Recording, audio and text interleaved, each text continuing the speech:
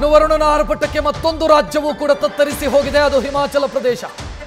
ಪ್ರವಾಸಿಗರ ಸ್ವರ್ಗ ಹಿಮಾಚಲ ಪ್ರದೇಶ ತತ್ತರಿಸಿ ಹೋಗಿದೆ. ಕಿನ್ನೌರ್ನಲ್ಲಿ ಭಾರೀ ಪ್ರವಾಹ ಸೃಷ್ಟಿಯಾಗಿದೆ. ನದಿಯಲ್ಲಿ ಕಲ್ಲು ಮಣ್ಣು ಮಿಶ್ರಿತ ನೀರು ಹರಿದು ಬರ್ತಾ ಇದೆ. ಕಿನ್ನರ್ ಕೈಲಾಸ್ ಯಾತ್ರೆ ರದ್ದಾಗಿದೆ. ಯಾತ್ರಾರ್ಥಿಗಳ ರಕ್ಷಣೆಯನ್ನು ಮಾಡಲಾಗಿದೆ. 413 ಮಂದಿ ಯಾತ್ರಾರ್ಥಿಗಳನ್ನು ರಕ್ಷಣೆ ಮಾಡಲಾಗಿದೆ. ಹಲವೆಡೆ ಭೂಕುಸಿತ, ಪ್ರಮುಖ ಹೆದ್ದಾರಿಗಳು ಬಂದಾಗಿದೆ. ಹಿಮಾಚಲ ಪ್ರದೇಶದಲ್ಲೂ ಕೂಡ ಮಳೆ ಅಬ್ಬರಿಸ್ತಾ ಇದೆ. ಹೇಳಿ ಕೇಳಿ, ಹಿಮಾಚಲ ಪ್ರದೇಶ ಪ್ರವಾಸಿಗರ ಸ್ವರ್ಗ. ಈ ಕಿನ್ನರ್ ಕೈಲಾಸ ಅಂತ ಏನು ಕರಿತೀವಿ, ಅದು ಅಕ್ಷರಶಃ ಸ್ವರ್ಗದಂತಿರುವಂಥ ಜಾಗ. ಅಲ್ಲೂ ಕೂಡ ದೊಡ್ಡ ಮಟ್ಟದ ಸಮಸ್ಯೆಗಳಾಗಿದೆ.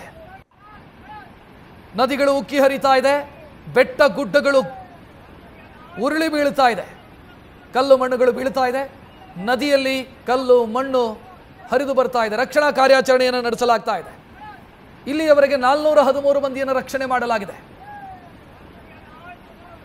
ಹಗ್ಗದ ಸಹಾಯದಿಂದ ರಕ್ಷಣಾ ಕಾರ್ಯಾಚರಣೆಯನ್ನು ಮಾಡ್ತಾ ಇರೋದನ್ನು ನೀವು ಗಮನಿಸ್ತಾ ಇದ್ದೀರಿ. ಅಂದರೆ ನದಿಯ ಆ ಭಾಗದಲ್ಲಿ ಸಿಕ್ಕಾಕೊಂಡವರನ್ನ, ಅತಂತ್ರ ಸ್ಥಿತಿಯಲ್ಲಿ ಸಿಕ್ಕಾಕೊಂಡವರನ್ನ ರಕ್ಷಣೆ ಮಾಡ್ತಾ ಇರುವಂಥ ದೃಶ್ಯವನ್ನು ಕೂಡ ನೀವು ಗಮನಿಸ್ತಾ ಇದ್ದೀರಿ.